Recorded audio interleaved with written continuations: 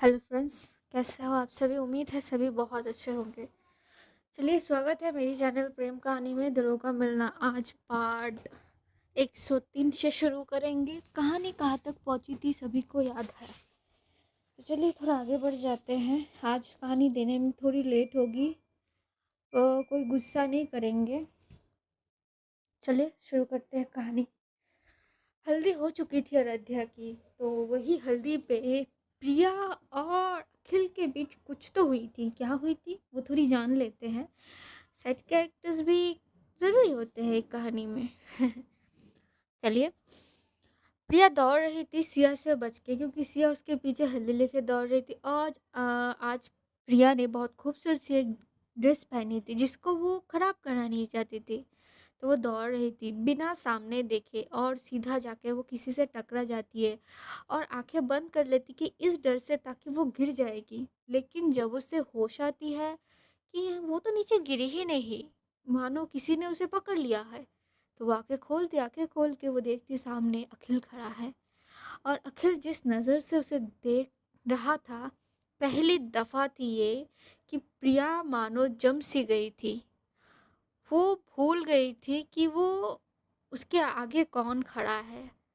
वो भी अखिल की उन बेसुध आँखों में, उस बेसुध नज़रों पे खो जाती है। होश उसे तो तब आती है जब सिया उसके पास आ जाती है और उसे खींचते अपनी तरफ पलट देती है। तभी उसे होश आती है और वो बोलती कि असे सिया सिया नहीं नहीं, बिल्कुल भी नहीं। तभी सिया बोलती नहीं नहीं नहीं, क्या चलेगा, अभी तो लगाना पड़ेगा। तो सिया उसे लगा देती है हल्दी। पर अखिल मानो जम सा गया था आज प्रिया का ये रूप देख के। आज प्रिया ने बहुत खूबसूरत सी एक कुर्ती पहनी थी, विद जीन्स के साथ। वाइट जीन्स और येलो कलर की कुर्ती पहनी थी। बालों को खुला छोड़ा था दोनों साइड से, बहुत खूबसूरत लग रही थी। हाथों में बस एक सिंपल सी एक ब्रेसलेट पहनी थी और कुछ नहीं। गले की जो उसकी जो प्रिया की जो गले की नेकबंद थी ना, बहुत खूबसूरत थी। काइंड ऑफ बहुत खूबसूरत थी। तो बहुत और शार्प थी, एक्चुअली शार्प थी वो, जो उस कुर्ती में झलक रही थी और बहुत खूबसूरत भी लग रही थी प्रिया आज। वैसे भी तो वो बहुत प्यारी बच्ची थी, आई मीन से प्यारी लड़की थी। ऊपर से यूँ तैयार होना, क्योंकि आज तक अखिल ने प्रिया को ऐसे कुर्ती में कभी नहीं देखी। आई मीन इंडियन आउटफिट में कभी नहीं देखी थी उसने, ये पहली दफ़ा थी। सो अच्छी लग रही थी प्रिया अखिल को। तभी प्रिया सिया चली जाती उसे हल्दी लगा के। प्रिया पीछे मुड़ती है और अखिल की तरफ देखती है एक बार। अखिल अभी तक उसे देख रहा था। तभी प्रिया आवाज़ करती कि वो क्या हो गया तुझे? तू तू तू ठीक है? वो हाँ, मैं ठीक हूँ। हाँ, तो तेरी गलती है ना, आंखें सर पे उठा के चलता है तू। तो देखा ना, अभी मैं तेरी वजह से गिर जाती तो क्या होती? मेरे हाथ पैर टूट, मेरे कमर टूट जाते तो। अब वो क्या कह रही है तू? क्या कह रही हो कि क्या मतलब? तू कहाँ देख के चल रहा था? तभी अखिल अपने होश में आता है कि अरे यार, तो ये तू कहाँ आंखें रख के चलती है घुटनों पे? कि सामने से मैं आता हुआ नजर नहीं आ रहा था तुझको? देख, हाथ में सारा कुछ तूने फल वगैरह गिरा दिया। आंटी ने कहा था ये सही ढंग से रख दूं मैं मंडप के साइड पे। शाम को जल्दी जल्दी पंडित जी बुलाएंगे तो ये देनी पड़ेगी उनको। अब ये सारा गंदा कर दिया तूने। अरे हद होती है तू अखिल, क्या हद होती है? अब उठा मेरे साथ, मैं अकेले नहीं, क्यों अकेला क्यों करूं? तब ये दोनों मिलके उठाने लगते हैं। प्रिया चिढ़ चुकी थी, लेकिन पता नहीं क्यों प्रिया को आज अखिल की उस नज़र में कुछ तो नज़र आई थी। और ये इन दोनों की नज़र को दूर बैठी अयोध्या बहुत अच्छे से भाप गई थी। उसके चेहरे पे एक लाइट सी और प्लॉइड सी मुस्कान थी उस समय। आगे उसे घर के अंदर हल्दी लगाना हो जाती है तो अयोध्या को अंदर लेके चले जाते हैं सभी। उसे अब सजाने की बारी थी। पार्लर से लोग तब तक आ चुके थे। हाँ, वो घर के अंदर जाके नहा ली थी अच्छे से। अब दोपहर तो हो ही चुके थे, लंच की टाइम थी, तो दोपहर वहाँ पे जो जो दोपहर के लंच करेंगे वो वहाँ पे चले जाते हैं लंच के लिए। इधर माँ आ जाती है दूसरे साइड के काम को देखने के लिए। मतलब सभी वहाँ पे व्यस्त थे, एक्चुअली बहुत ज़्यादा व्यस्त थे।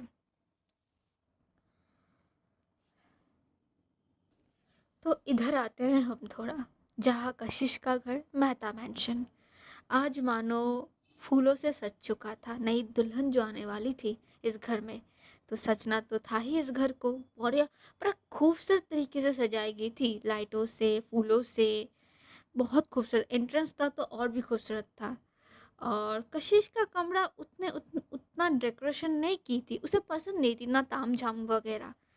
अभी वो हल्दी के बाद अपने कमरे में बैठी हुई थी, एक टी शर्ट और ट्राउज़र पहन के।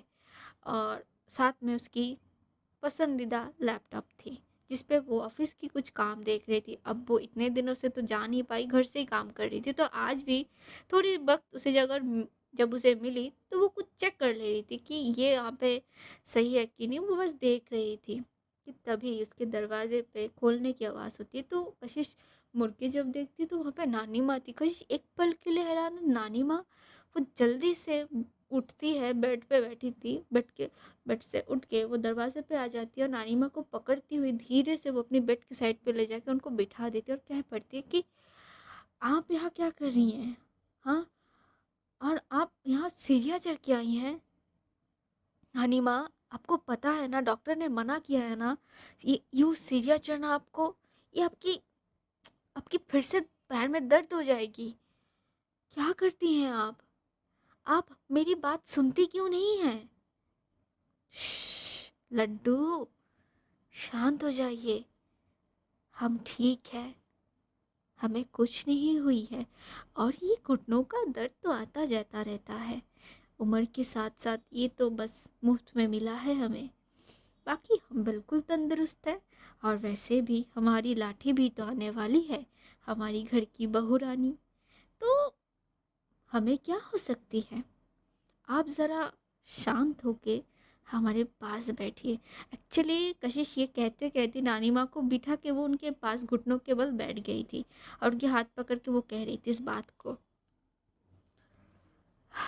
आप भी ना क्या करती हैं, आपको पता है ना? फिर क्यों? अब सच में ठीक है ना? जी, हम ठीक है। आ ठीक है फिर, आप यहाँ बैठिए पहले हमारे पास। तभी कशिश बैठ जाती है नानी माँ के बगल पे और बैठते हुए कहती है कि अब बताइए, क्या बात करनी है आपको मुझसे, जिसके लिए आप वहाँ से सीढ़ियाँ चढ़ती हमारी कमरे पे आ गई, मेरी कमरे पे आ गई। हाँ, क्या बात करनी है ऐसी आपको? एक्चुअली नानी माँ जब आई थी ना, उनके हाथ में एक बैग तो थी, कशिश ने देखी थी। एक्चुअली एक नहीं, 2-3 बैग्स थे वहाँ पे, वो जो लेके आई थी। और उससे ज़्यादा नाराज़ हो गई थी कशिश। तभी नानी माँ कशिश की दोनों हाथ को पकड़ती है और पकड़ती हुई उसकी आंखों में देखते हुए कहती है कि आज आपकी शादी है लड्डू, हम बहुत खुश हैं। इस दिन के लिए हम पता नहीं कब से इंतज़ार कर रहे थे, क्योंकि आपके जीवन में भी एक दिन ये दिन ज़रूर आए। और इसी दिन के लिए हमारे पास आपके लिए कुछ है। मतलब हम समझे नहीं नानी माँ, मैं समझी नहीं। रुकिए समझाते हैं। तभी नानी माँ उस बैग में, वो जो बैग लाई थी उनमें से एक बैग से वो एक साड़ी निकालती है वाइट कलर की, जो बेहद खूबसूरत थी भाई साहब। क्या शाइन दे रही थी वो साड़ी। सिल मतलब क्या बोलूँ, स्टोन पत्थर से हाथों की कढ़ाई से बुनाई की गई थी उस साड़ी में, जो देख के पता लग रही थी बहुत ज़्यादा कॉस्टली होगी वो साड़ी। और कपड़ा जो था भाई मखमल जैसा सॉफ्ट था। वो साड़ी निकल के नानी माँ कशिश के आगे पकड़ती है। उनकी आंखों में उस समय थोड़ा नमीपन थी, चेहरे पे मुस्कान थी। कशिश थोड़ी सरप्राइज तो होती है, क्योंकि वो साड़ी नहीं पहनती और वैसे भी उसकी शादी की जो ड्रेस थी वो खरीदा जा चुका था, फिर ये साड़ी किस लिए? तो सरप्राइज के साथ साथ हैरान भी थी और कंफ्यूज भी थी। वो उसी नज़रों से नानी माँ की तरफ देखने लगती है। तो इधर आते हैं थोड़ा हम, शाम होने वाले थे। दोपहर के बाद थोड़ा टाइम निकल चुके थे। उस थोड़े टाइम में ही हमारी जो प्रिया मैडम थी, वो बहुत देर से छत के एक कोने के साइड पे अकेले खड़ी थी और उस आसमान की तरफ देख रही थी। गर्मी थी आज बहुत और साथ-साथ थोड़ी हवा भी थी। तो वो एहसास नहीं हो पाती, और जो ये एरिया था वो मैं पहले ही बता चुकी हूँ, वो थोड़ा शांत एरिया था और मेन रोड से थोड़ा अंदर का वाला एरिया था ये वाला। तो वहाँ पे जो प्रिया थी वो खड़ी थी बस और आसमान की तरफ देख रही थी। पता नहीं क्या हुआ, कुछ तो सोच रही थी शायद मन में। उसकी नज़रें मानो उदास लग रही थी और गहरी सोच में डूबी हुई लग रही थी।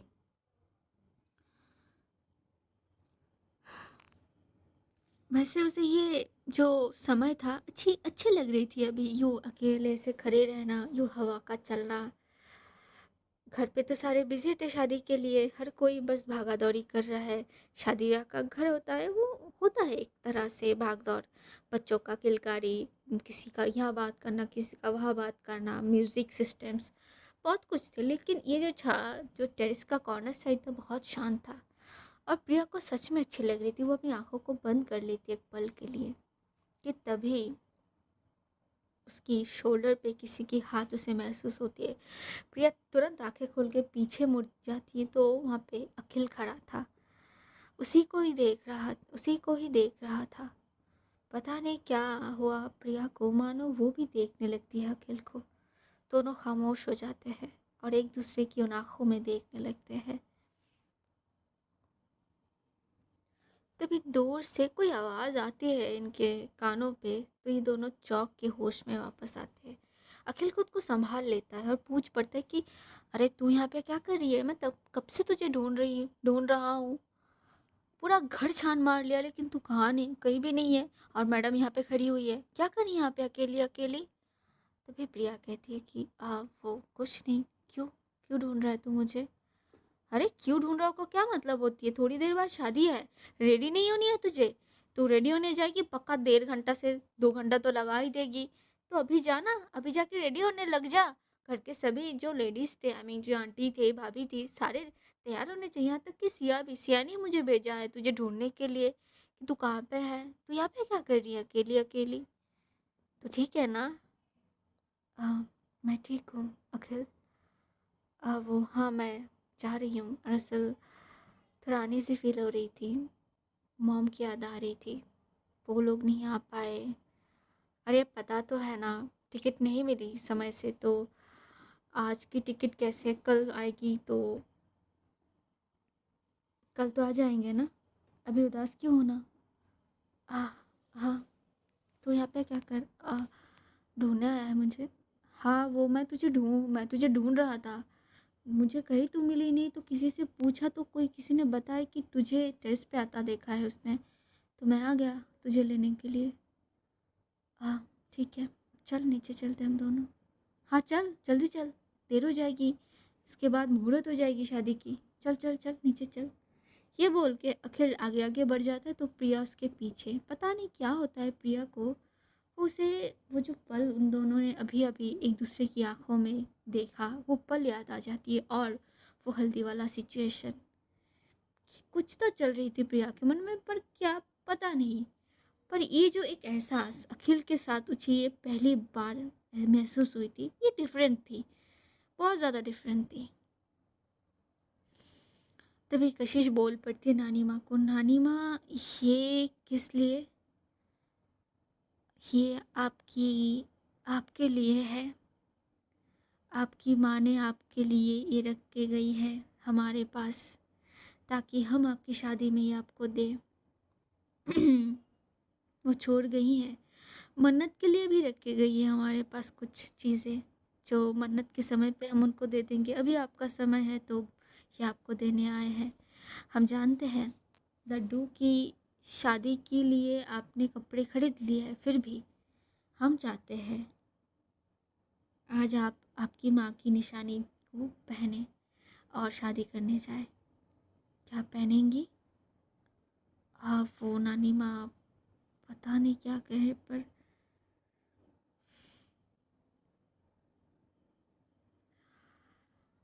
एक बात बताएं आपको, आपकी माँ को पहले से पता थी कि उसकी कोख से जो अभी जन्मेगी वो लड़की होगी? मैंने बहुत पूछी थी कामिनी से, तुम्हें कैसे पता कि ये लड़की होगी, लड़का भी तो हो सकता है।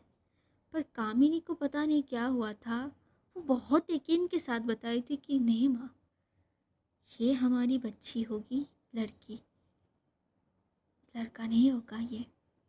और बिल्कुल हमारी तरह होगा ये, बिल्कुल हमारी तरह, वही शान, वही आंखों का तेज। माँ आप इसका नाम कशिश रखेंगे हम, मेरी कशिश, एक जुनून।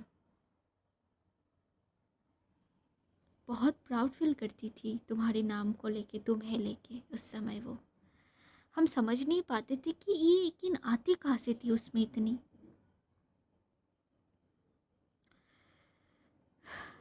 जब तुम्हारी जन्म हुआ उससे कुछ ही दिन पहले वो एक दोपहर को हमारे पास आई थी और ये सारी चीज़ें हमको सौंपी थी। बताई थी कि पता नहीं माँ, कुछ ठीक नहीं लग रही है, ये कुछ चीज़ें हैं जो हम आपके पास रख के जा रहे हैं। जब कशिश की शादी होगी तब आप उसे ये ज़रूर पहनाएंगी। इसमें एक साड़ी है, कुछ गहने हैं हमारे जो हमने चुना है, और ये एक बैग है। तभी नानी माँ वो बैग भी निकालती है। ये एक बैग उसने मुझे दिया, हमें दिया था। वो बैग को खोलती है, एक बॉक्स थी वहाँ पे, वो बहुत खूबसूरत पायल के जोड़े थे, एक बहुत खूबसूरत डिज़ाइन के। उस ज़माने में भी इतना खूबसूरत और बारीकियों से डिज़ाइन की हुई पायल, भाई सब चमक ही अलग थी, अभी भी चमक थी उसमें। कशिश देख रही थी, वो पायल को हाथ में लेती है। ये किस लिए? ये कामिनी एक अंदाज़ा लगाई थी कि अगर बेटा हुआ तो बेटे की बहू के लिए उसने ये पायल के जोड़े बनाए थे। अब मेरी लड्डू तो बहू ला रही है, तो उसको मुंह दिखाई के बाद उसकी सासू माँ की तरफ से मैं ये दूंगी हमारी आराध्या को, इसीलिए ले आई हूँ तेरे पास, देख कैसी है, अच्छी है ना? तो कशिश देख रही थी उस पायल की जोड़े को, सच में बहुत खूबसूरत थी और बहुत सादा ही प्रिचियस, मतलब प्रिटिस थी, बहुत अच्छी लगती है कशिश को। पर ये सारी, अब कशिश जो थी वो तो साड़ी कभी भी नहीं पहनी थी, ज़िंदगी में कभी नहीं पहनी थी। हमेशा तो वो ब्लेज़र सूट या जीन्स टी शर्ट या शर्ट पैंट पहनती थी। और हाँ, कभी कभी शॉर्ट ड्रेस पहना करती थी, वन पीस पहना करती थी। जब वो बाहर कॉलेज में पढ़ाई करती थी तब वो पहना करती थी। जब से उसने ऑफिस ज्वाइन की है तब से शायद वो हमेशा के लिए फॉर्मल ही पहनती है, कैजुअल बहुत नॉर्मल टाइम पे पहनती है। कभी कभी ऑफिस मीटिंग्स में बार डिनर पे वो पहन लिया करती थी एक दो बार वन पीस। बट सारी ये तो डिक्शनरी के बाहर थी कशिश के, तो वो थोड़ी अनईजी फील नानी माँ समझ जाती है। तो पर वो कहती है कि हम आप पे जोर नहीं डालेंगे, बस अगर आपकी मन हुआ तो ये ज़रूर पहनिएगा, तो आपकी माँ को अच्छी लगेगी शायद वहाँ से।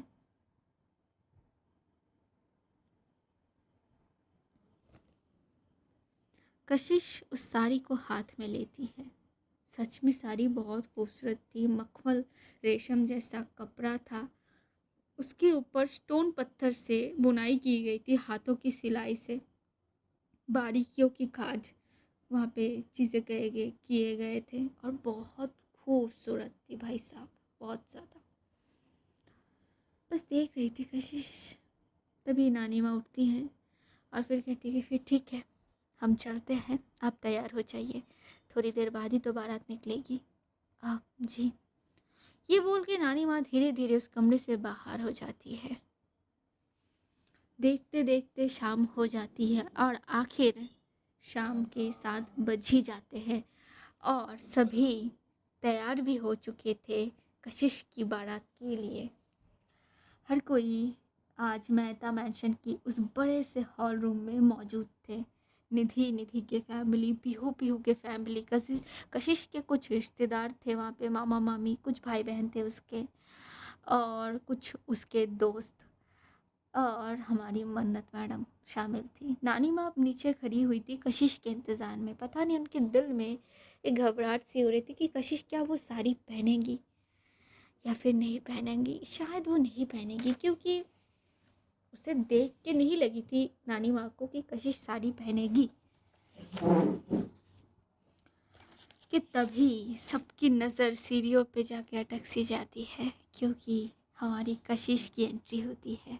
वो सफ़ेद साड़ी में, बालों को उसने बांध लिया था आज, वह ज्वेलरी से सजी हुई, वो गहने बिल्कुल सूट कर रहे थे कशिश पे। एक पल के लिए सभी की नज़रें कशिश पे आज टिक सी जाती है। हाय, उसके चेहरे की वो चमक, उसके चेहरे की वो कॉन्फिडेंट लेवल, एक अलग ही ऑरा थी आज कशिश की चलने में, बोल चलने की तरीके में। वो धीरे धीरे कदम बढ़ाती हुई सीढ़ियों से उतर रही थी।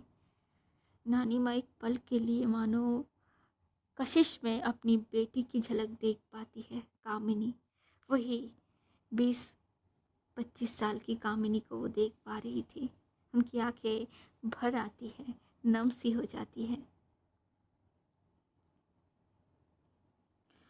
कशिश धीरे से चलती हुई, सीढ़ियों से उतरती हुई नानी माँ के आगे जाके खड़ी हो जाती है और धीरे से कहती है कि इज़ दैट ओके? ठीक है ये? नानी माँ बस मुस्कुराती हुई कशिश के चिन्ह को छू के उसकी बलाइयाँ लेते हैं और उसके माथे को चूमती है। बहुत खूबसूरत, बहुत ज़्यादा खूबसूरत लग रही हैं आप लड्डू। नज़र न लगे मेरी बच्ची को आज किसी की, बहुत खूबसूरत लग रही हैं। कशिश झुक के नानी माँ की पैर छू के उनसे आशीर्वाद लेती है। फिर वो खड़ी हो जाती है और नानी माँ उसे हक कर लेते हैं। इसके बाद वो वहाँ पे कुछ रिचुअल्स थे, तो उसे करने पड़ते हैं। वो वहाँ पे जाने से पहले वो नानी माँ को बोलती है कि आपके लिए सहेली लाने जा रही हूँ, आपकी लाठी है, आज्ञा दीजिए, परमिशन। सभी मुस्कुरा देते हैं कशिश की इस बोल्ड अवतार को देख के। फिर वो बाहर चली आती है। बाहर आज रोज रॉयल तैयार थी, सजी हुई थी। एक एक कर सारे बाहर आ जाते हैं और हमारी जो कशिश मैम की थी, उनकी बारात आगे बढ़ जाती है। आसमान में आतिशबाजियों के साथ ऐलान किए जाते हैं कि कशिश अपनी दुल्हन लेने जा रही है। तो हमारे इधर आराध्या के घर पे आते हैं थोड़े। आराध्या के कमरे पे भाई, आराध्या की सजना सवरना हो चुकी थी। वो जो मेकअप आर्टिस्ट थी, वो पीछे से वो जो चुनरी थी, दुपट्टा थी, उसकी सर पे ओढ़ रही थी। जब वो ओढ़ना हो जाती है, वो बोल पड़ती है कि मैम, ज़रा पलके उठा के खुद को देखिए, कैसे लग रही हैं आप।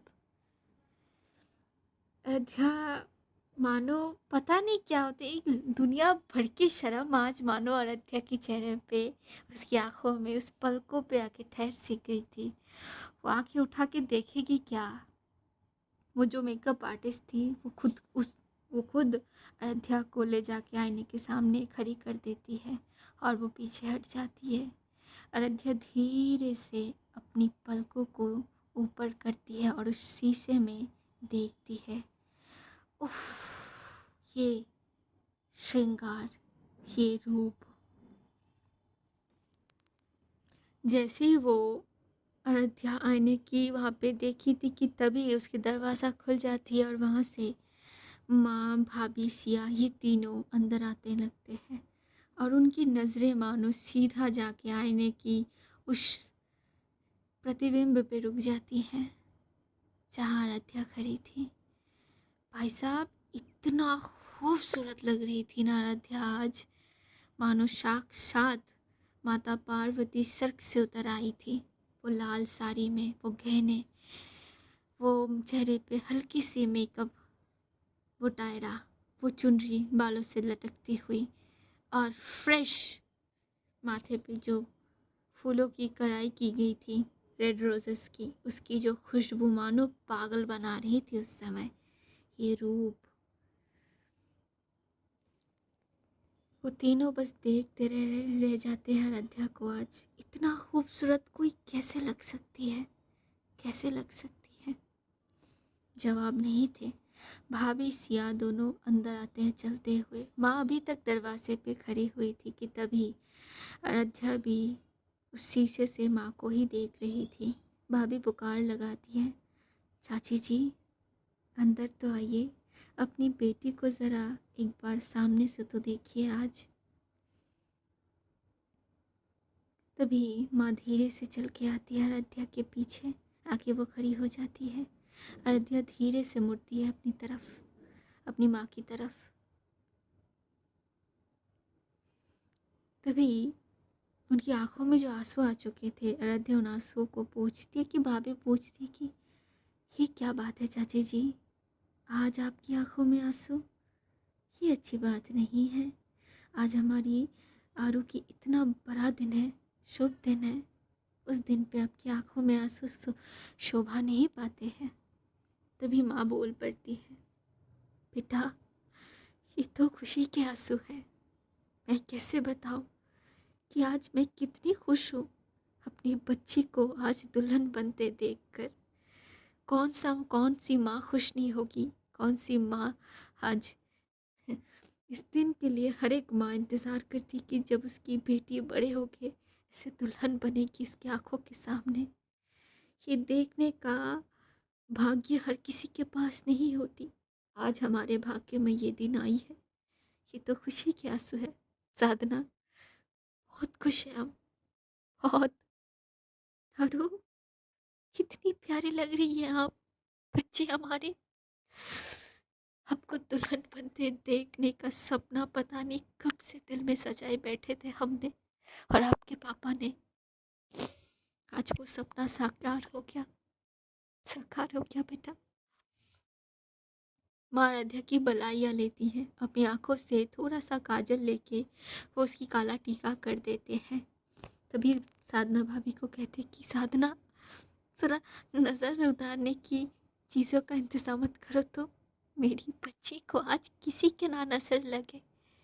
कितनी प्यारी लग रही है ये आज, कितनी खूबसूरत लग रही है।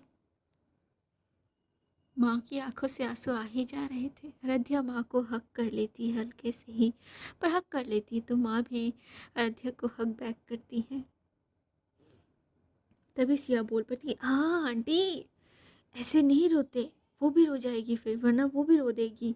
अब इतने कष्ट से इन लोगों ने सब तैयार किया है आराध्या को, मेकअप खराब नहीं हो जाएगी।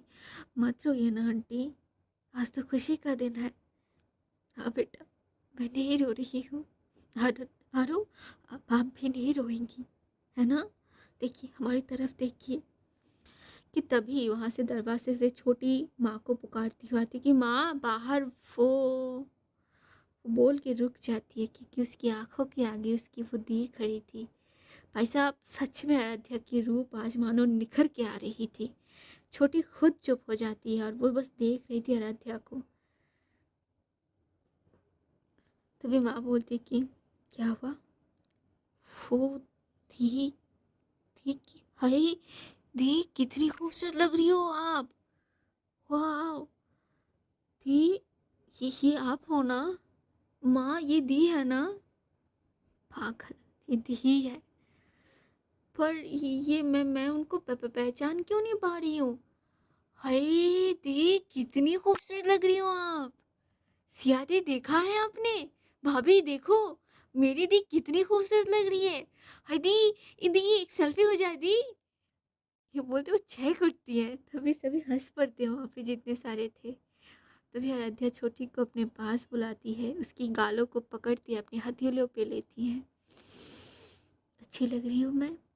बहुत खूबसूरत लग रही हो। एक फ़ोटो ले लें?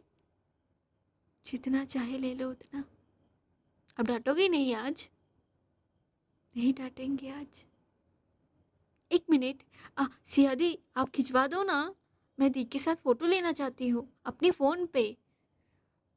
बिल्कुल बिल्कुल छोटी साहिबा, दीजिए।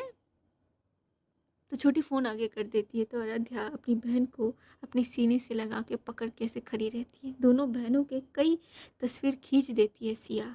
तभी माँ पूछती है कि अरे तुम यहाँ पे क्या कर रही हो? तुमको तो मैंने कही थी बाहर, अगर कशिश। अरे माँ, भूल गई मैं, देखा मैं दी को देख के सब कुछ भूल गई। अरे वही तो बोलने आई थी, बड़ी माँ ने भेजा है मुझे आपको बुलाने के लिए। वो कशिश दी आने ही वाली है, उनकी कार आ चुकी है रास्ते की साइड पे। उसी बात के लिए तो बुलाने आई थी। जिस क्षण छोटी ने ये बात कही, मानो आराध्या की मन बेचैन हो गई। कशिश आ रही है, उसकी कशिश जी बारात लेके। कि तभी सभी सुन पाते हैं बाहर आसमान में आतिशबाजियों की किलकारियाँ आवाज़। सिया बोल पड़ते कि ओह लो जी, आ गए हैं हमारी आराध्या को दुल्हन बना के अपने साथ ले जाने के लिए कशिश जी। क्यों आराध्या? हाय सखी, लो तुम्हारे बलम तो आ गए हैं तुम्हें लेने के लिए। सिया बस कीजिए। माँ मुस्कुराती हुई वहाँ से चली जाती है, भाभी को पुकार लगाती हुई। उनके पीछे पीछे छोटी भी चली जाती है। तभी सिया आराध्या के पास आती है, उसे बैग से हक करती है और कहती है कि सखी क्या हुआ, शर्म आ रही है? बस और कुछ समय का फासला, फिर वो घड़ी जिसके लिए इतना श्रृंगार, ये आग बरसाने वाला रूप तैयार किया है तुमने, आखिरकार वो आ ही गई। संभल लेना सखी, कहीं मैं बेहोश ना हो जाए तुम्हें देख के। अयोध्या शर्मा, मतलब वो कहाँ रखेगी आज शर्म हया को, कहाँ छुपाएगी खुद को सिया की इन बातों पे। भाभी मुस्कुराती हुई अयोध्या की बलाइयाँ लेती हैं और कहती है कि बेहद खूबसूरत लग रही हैं आप पारू आज, बेहद, नजर न लगी मेरी बच्ची को। तो अयोध्या भाभी को भी हक कर लेती है। पीछे बैक से सिया थी, बीच में अयोध्या, फिर भाभी थी। ये तीनों का एक अच्छा सा बॉन्डिंग था। तो इधर आखिरकार कशिश पहुंच ही जाती है अयोध्या के घर पे अपनी बारात लेके। तो दरवाजे पे माँ, बड़ी माँ, भाभी, अनु, सिया, प्रिया सब खड़े थे स्वागत के लिए। कशिश कार से उतर के आती है, वो रोल्स रॉयल कार उसकी, जो अभी फूल से सजी हुई थी, थोड़ी बहुत, ज़्यादा नहीं, बस सिंपल तरीके से उसको थोड़ा बहुत डेकोरेशन की गई थी। आसमान में मानो आतिशबाजियों की गूंज लग रही थी उस समय। कशिश आगे माँ के आगे खड़ी हो जाती है। उनके साथ साथ उनकी जो बड़ी माँ थी कशिश अयोध्या की, वो भी खड़ी थी। तभी कशिश के पीछे खड़े थे हमारे और सारे, मतलब कि मन्नत, निधि के फैमिली, पीहू के फैमिली। कशिश तो पूरी तैयार थी, अपनी बारात लेके आ चुकी थी। अब बारी थी उसे वरण करके अंदर लेने की। तो माँ आरती उतारती है, आरती करती है कशिश की। उसके बाद उसको अंदर लिए जाते हैं। कशिश भी माँ जो क्या बोलते हैं, माँ अयोध्या मम्मी की पैर छू के आशीर्वाद लेती है। वो अंदर जाती है। अंदर जाके कशिश के लिए जो बैठने के लिए वो स्टेज बनाई गई थी, स्टेज पे जाके उसे बिठाए जाते हैं। तब तक सारे मेहमान, गेस्ट वगैरह जो भी थे इनके, जो उन्होंने बुलाए थे, वो लोग आ चुके थे तब तक। और इधर कशिश के बारात के साथ कुछ आए थे, कशिश के दोस्त वगैरह जो भी थे, थोड़े बहुत आए हुए थे। तो सब जाके बैठ जाते। तो इधर निधि जैसे एंटर करती है तो वहाँ पे सिया की जो फैमिली वाले थे वो देख पाती है, तो उनके पास चली जाती है, उनके पैर छू के आशीर्वाद लेती है। और कुछ देर तक उनके साथ बातें करने के बाद वो वापस से कशिश के पास आके खड़ी हो जाती है। कशिश इधर उधर नज़र कर रही थी, नज़र घुमा के देख रही थी आसपास के लोगों को। सजावट बहुत खूबसूरत तरीके से की गई थी वहाँ की। स्टेज की रेड एंड वाइट की कॉम्बिनेशन में आज थीम कुछ रखी गई थी। वहाँ पे स्टेज पे एक भोलेनाथ और माता पार्वती की मूर्ति भी शामिल थी। और उसके पास में मंडप सजा हुआ था सफ़ेद लाल रंग के गुलाब के साथ, जो बेहद खूबसूरत लग रही थी। हवन कुंड बीच में थी, पास में जो जो सामग्रियाँ चाहिए होती है एक शादी के लिए, वो सारे रखे गए थे। और पंडित जी जो थे हमारे, वो हवन कुंड में अग्नि प्रज्वलित कर चुके थे और कुछ कुछ कर रहे थे वहाँ पे। तभी वो घड़ी जिसके लिए इंतज़ार थी सभी को, कशिश भी बेसब्री से इंतज़ार कर रही थी, जिस घड़ी के लिए कब वो आराध्या को देख पाएगी, उसके लिए ये इंतज़ार थी। और सबके लिए कब शादी शुरू होगी। तो आखिर दोनों की ही बात को रखते हुए ध्यान में पंडित जी जो थे वो बोल देते हैं कि अब दोनों वधुओं को ले आए जयमाला के लिए, समय हो चुके हैं, दोनों कन्या को यहाँ पे ले आइए। तो माँ भाभी को इशारा करती है, और तो भाभी आदर्श भाई को कुछ कहते हैं, आदर्श भाई वहाँ से उठ के चले जाते हैं। कशिश स्टेज पे बैठी थी, वो उठ के अब खड़ी हो जाती है सामने, और कि तभी वहाँ पे एंट्री होती है अयोध्या की। अयोध्या उस दूर कदमों से धीरे धीरे चलती हुई आ रही थी। नीचे एक रेड फूलों की चादर बिछी हुई थी, और वहाँ पे अयोध्या वहाँ से सेंटर, मतलब जहाँ से वो चादर शुरू हुई थी फूलों की, रास्ता आई मीन टू से, वहाँ से वो आने लगी थी। कशिश की नज़रें आज बस वहीं पे जाके रुक सी जाती है, थम सी जाती है अयोध्या की इस रूप को देख के। इस रूप को ना ही वो पहले देखी थी, और ना ही उसने इतना कुछ इमेजिन किया था आज। लाल साड़ी, माथे की वो चुनरी, गले का वो हार, चेहरे की वो हल्क लाइट मेकअप, और साथ उसके एक जो चमक थी अयोध्या की, भाई साहब क्या बोले कोई आज। बस सब तरस रहे थे आराध्या की इस रूप को आज। कशिश की आंखों में एक पल के लिए मानो पूरा वो फ्लैशबैक आ जाती है, जिस क्षण ये दोनों पहले बार मुलाकात किए थे। आराध्या की वो दो आंखें, अभी आराध्या की आंखें नीचे थी, उसने कशिश को अभी तक देखा नहीं था। वो धीरे से चलती हुई आ रही थी, उसके आसपास आदर्श थे, अखिल था, पीछे कुछ और कजिन्स भाई इसके आराध्या के थे, जिन्होंने एक फूल की, क्या बोलते हैं उसको, जो चादर जैसा कुछ माथे के ऊपर पकड़ के रखते हैं ना भाई ब्रदर्स लोग, वो पकड़ते हुए आ रहे थे। और उनके पीछे थे हमारे भाभी और सिया। निधि कशिश के पास खड़ी हुई थी बाजू में। वो एक बार कशिश को देख लेती कि तभी वो देख पाती है आज कशिश की आंखें भरी हुई थी आंसुओं के साथ। लेकिन निधि समझ जाती है कि ये आंसू दुख के नहीं, ये आंसू खुशी के हैं। उस खुशी के, जिस खुशी के लिए इतना त्याग कशिश ने किया था, उस खुशी के लिए, जिस खुशी के लिए कशिश ने इतना फाइट किया था। आगे बस निधि एक हाथ कशिश की शोल्डर पे रखती है, तो कशिश, क्या वो तो बस देख रही थी अपनी उस चांद को, उस अपनी अपनी जान को, अपनी मोहब्बत को आज इस मुकाम पे देख के उसकी आंखें भर आई थी। आंखों में आंसू लेके वो बस होठों पे मुस्कान आ गई थी, साथ साथ आराध्या को देख रही थी, कैसे आराध्या एक एक कदम बढ़ा के उसके करीब आ रही। जितने करीब वो आ रही थी, उतना ही कशिश का दिल ज़ोर ज़ोर से धड़कना शुरू कर चुकी थी। आज बहुत खुश लग रही थी आराध्या, बेहद ज़्यादा खुश लग रही थी। उसके चेहरे को देख के पता लग सकती थी कि वो आज कितना खुश है। आखिर कैसे ना खुश हो अपने मोहब्बत को ऐसे पाना, वो भी जीवन भर के लिए। रास्ते पे ये रास्ता आसान नहीं था, मुश्किलें आई थी, चुनौतियाँ आई थी, पर ये दोनों खड़े हुए थे, डट के लड़ रहे थे, इस यकीन के साथ कि इनका ये जो इनकी मोहब्बत है आखिर एक दिन ज़रूर रंग लाएगी, अलग नहीं कर पाएंगे कोई भी इनको। आखिर आज वो दिन आ ही गया जब उनके जीवन में ये दिन ये लोग देख पा रहे थे, वो भी सबकी रजामंदी से। आज दोनों एक रिश्ते में, एक बंधन में बंधने जाएंगे। इससे ज़्यादा खुशी की बात क्या हो सकती है आराध्या और कशिश के लिए। बेहद ज़्यादा खुशी की बात थी, और ये खुशी इन दोनों की चेहरों में बाखूबी नज़र आ रही थी।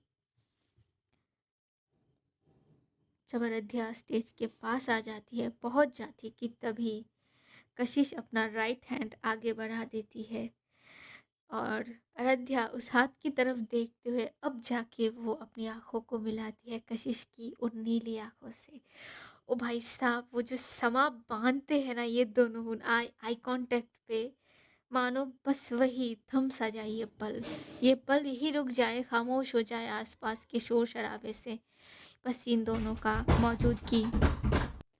पास में से भाभी बोल पड़ती कि आय हाय, कोई तो रोक लो इनको। क्या कर रही है कशिश आप? हाँ, जरा पास में तो देखिए, हम भी खड़े हैं। ऐसे तो ना देखिए, हमारी बच्ची को नजर लग जाएगी। तभी कशिश अपनी पलकों को थोड़ा झपका लेती है और अयोध्या भी शर्म से आंखों को नीचे कर लेती है कि तभी कशिश कहती है कि मिसेस अयोध्या कशिश मेहता, हाथ आगे लाइए।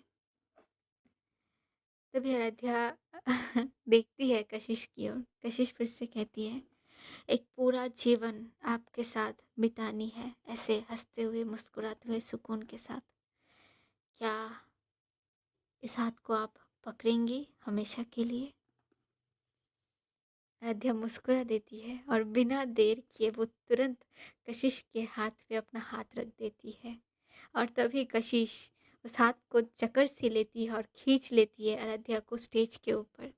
दोनों आमने-सामने खड़े हो जाते हैं, एक-दूसरे की आँखों में देखने लगते हैं कि तभी पीछे से आसमान में फिर से आतिशबाजियों का बरसना और कुछ लाइटिंग की कुछ शो जैसा कुछ होते हैं, फूलों का बरसना।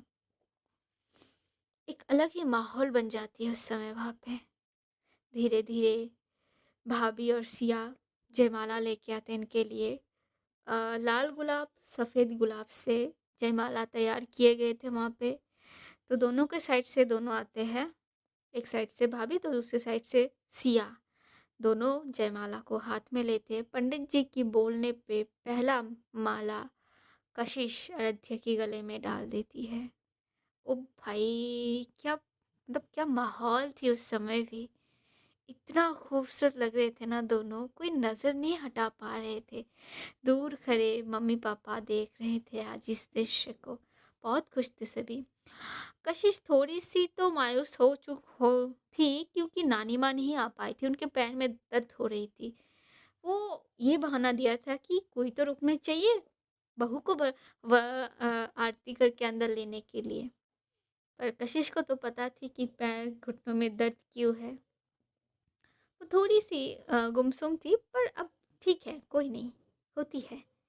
उसके बाद आराध्या की बारी थी जयमाला पहनाने की। तो कशिश क्या करती है, वो अपनी सर को आराध्या के आगे झुका सी देती है और कहती है कि पहना दीजिए, हमारा सर आपके सामने है।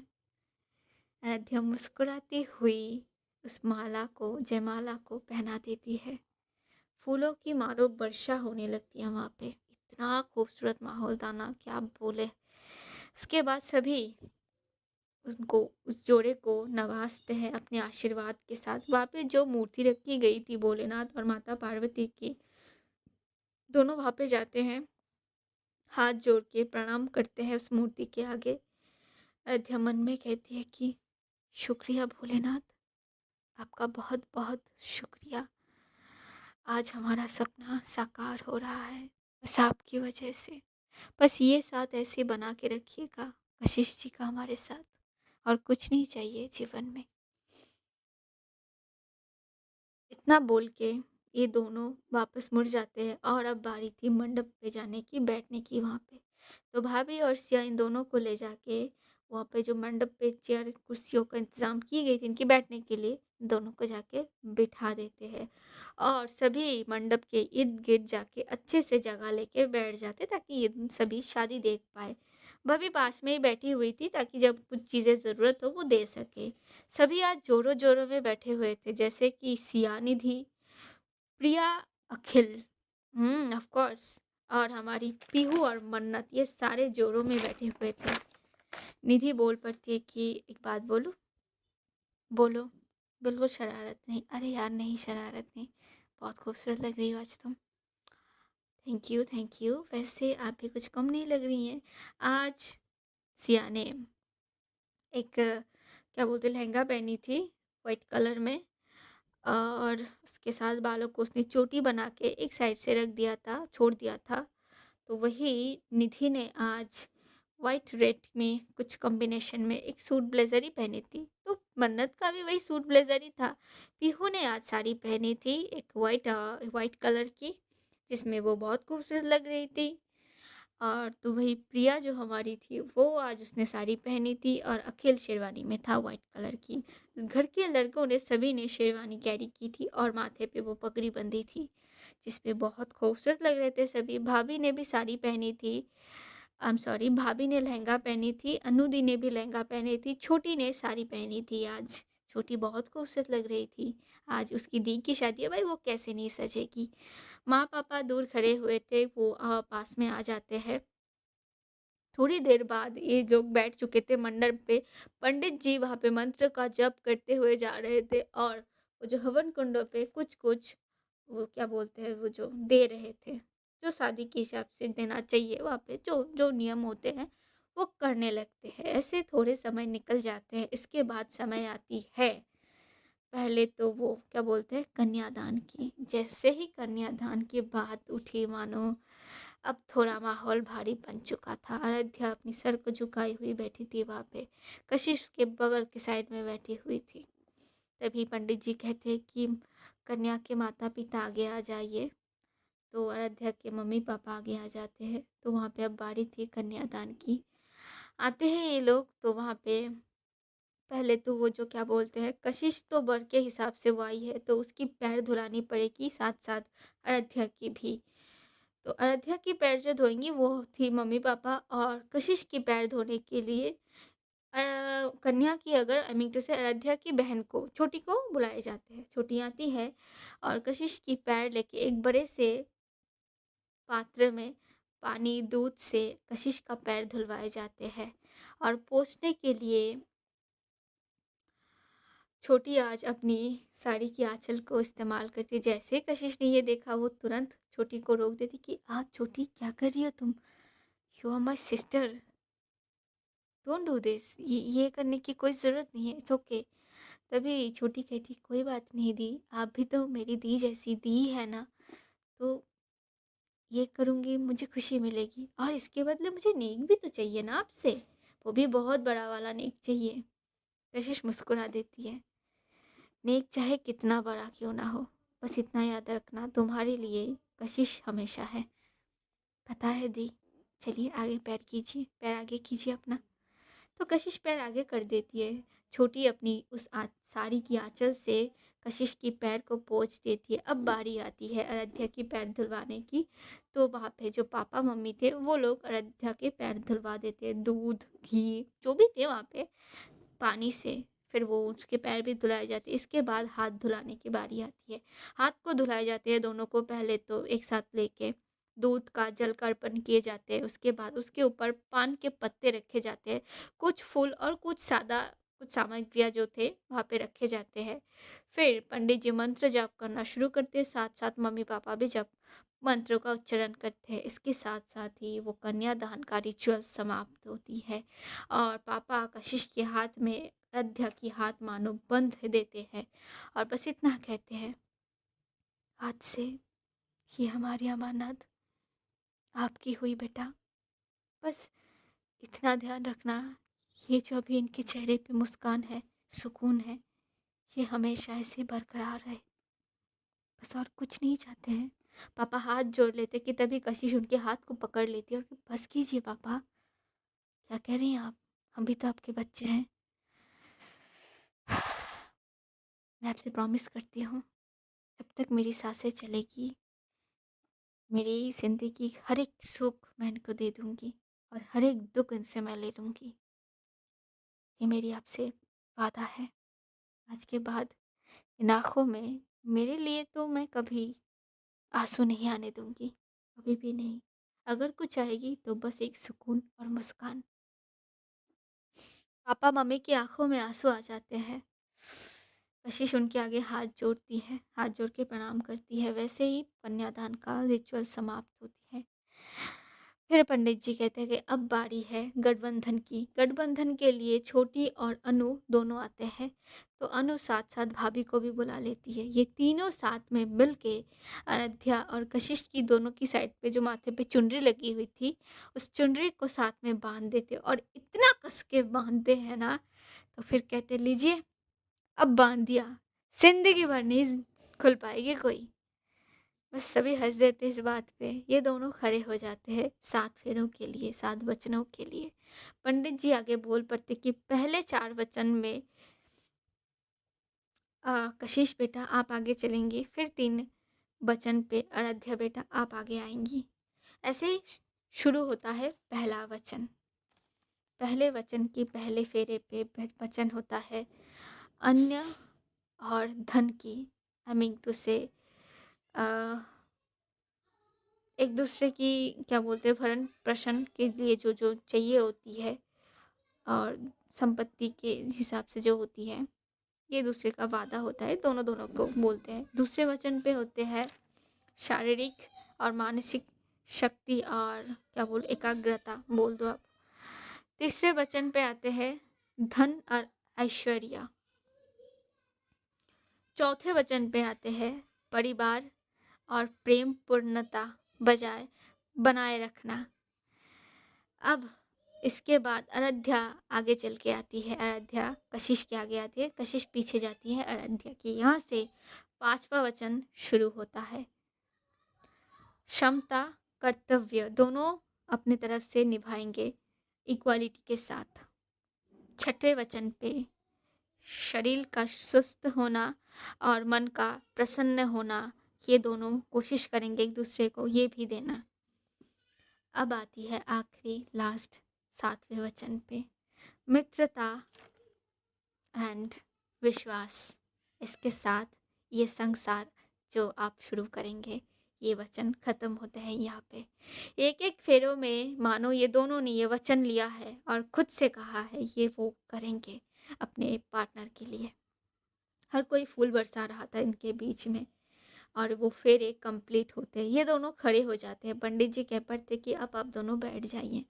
कुछ मंत्रों का जाप करते हैं। का जाप करने के बाद जो अग्निकुंड था वहाँ पे फिर से कुछ डाले जाते हैं जो कशिश देती है और अयोध्या कशिश की कलाई पकड़ के उसके साथ साथ दे रही थी।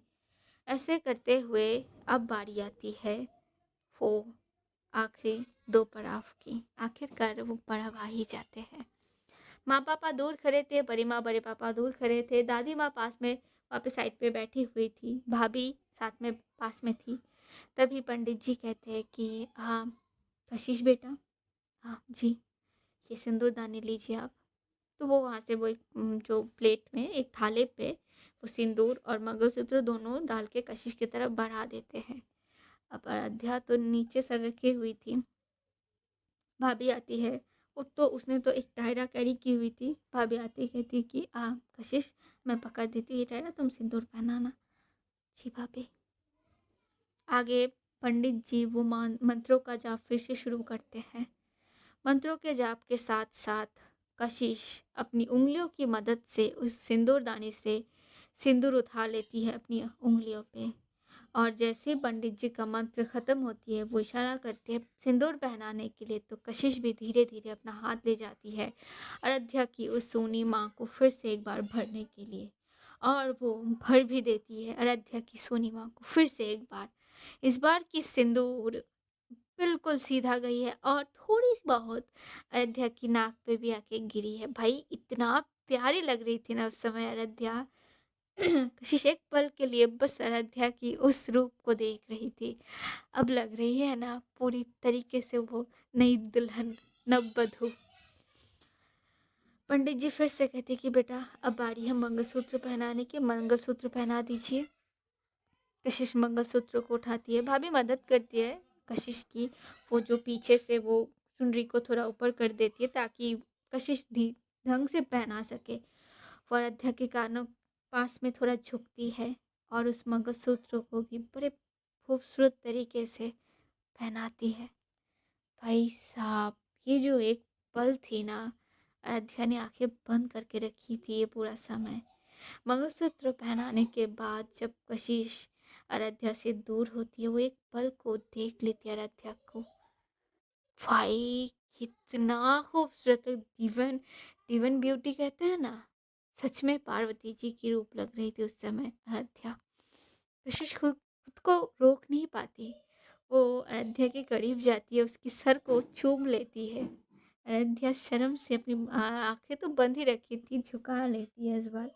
सभी साथ में बोल पड़ते कि ओ वाह, आखिरकार ये शादी संपन्न हुआ। पंडित जी कहते कि ये विवाह अब संपन्न हुआ, आप दोनों आज से विवाहित जोड़े से नवाजे जाते हैं। जाइए, जाके अपने बड़ों का आशीर्वाद ले लीजिए। तभी आराध्या आँखें खोल लेती है और ये दोनों अपनी जगह से उठते हैं, उठ के आ जाते हैं अपने बड़ों के पास आशीर्वाद लेने के लिए। पहले जाते हैं दादी माँ के पास, उनसे आशीर्वाद लिए जाते हैं। फिर जाते हैं बड़े पापा, बड़ी माँ के पास, फिर आते हैं माँ और पापा के पास। ये दोनों पैर छू के आशीर्वाद लेते ही माँ आराध्या को गले से लगा लेती, तो इस बार पापा कशिश को अपनी गले से लगा लेते हैं। दोनों को ढेर सारा आशीर्वाद दिए जाते हैं। दोनों की आंखें थोड़ी बहुत नम थे, तो इधर आराध्या की आंखें भी अब थोड़ी तो नम हो ही चुके थे। देखते देखते थोड़ा समय गुजरते हैं, सबसे मिलते हैं जाके, निधि के पास, मन्नत के पास, सिया और जो भी थे इनके भाई, आदर्श, भाभी, सबसे जाके मिलते हैं। सबसे मिलने के बाद आशीर्वाद लेने के बाद ये दोनों थोड़े साइड पे आके खड़े होते हैं, जहाँ से सब इन दोनों को देख रहे थे। कितने खूबसूरत लग रहे थे ये जोड़ी, सच में बेहद खूबसूरत। ऐसा लग रही थी कि भगवान ने खुद बनाई है इस जोड़ी को, नवाजा है अपने आशीर्वाद से। कि तभी कशिश थोड़ी सी मुड़ती है आराध्या की तरफ, उसकी हाथ को पकड़ती है। आराध्या देखती है कशिश की ओर, तभी कशिश क्या करती है, वो अपनी घुटनों में अपनी नीज पे बैठ जाती है। कशिश क्या करे, तो आराध्या बोल, क्या क्या क्या कर रही हैं आप, सब सब सब देख रहे हैं, देखने दो, पर आज ये करना ज़रूरी है। पर कशिश जी आपने सारी, छोड़ो भी उसको, मेरी बात सुनो। बोलिए। आज का डे पता है क्या है? आज हमारी शादी है। उसके बाद उसके बाद नहीं पता क्या है। आज हमारी मिलने की 1 साल कंप्लीट हो गई। मतलब समझे नहीं। आज के ही दिन पे हम पहली बार मिले थे, याद है तुमको, उस फूल की शॉप पे। आज ही का दिन था वो। आराध्या हैरान हो जाती है, वो सच में भूल गई थी आज की डे। मतलब कशिश को इतना डिटो कैसे पता है। इस समय पे ही हम दोनों मिले थे, रात के 9 ही करीब, तो करीब करीब 9-8 बज रहे थे तब, जब मेरी आंखें पहली बार तुम्हारी इस शांत आंखें से जाके टकराई थी। और मानो वही रुक सी गई थी, मेरा आंखें, मेरा दिल, सब कुछ। आज वही दिन है। और तभी निधि को कुछ इशारा करती है, तो निधि क्या करती है, अपने हाथ पे एक ट्यूलिप की फ्रेश बुके लाती है। भाई वो बुके भी कितनी खूबसूरत थी, बहुत अच्छे से डेकोरेट की गई थी इस बुके को। आशीष उस ट्यूलिप की बुके को अपने हाथ पे लेती है और आगे बढ़ा देती है। मेरे जीवन में आने के लिए, मेरे जीवन को इतना रंगीन और इतना हसीन बनाने के लिए, मुझे इतना सुकून महसूस करवाने के लिए दिल से तुम्हें शुक्रिया। और मैं यही चाहती हूँ कि बस ऐसे ही हम दोनों का साथ हमेशा बना रहे, उम्र भर तक। अब अगर 7 जन्मों का रिश्ता है, तो 7 जन्मों के लिए ही तुम बस मेरी हो, बस मेरी। अध्या मुस्कुरा देती, उसकी आंखों में आंसू आ जाते हैं। वैसा वैसे भी कोई कर सकता है क्या?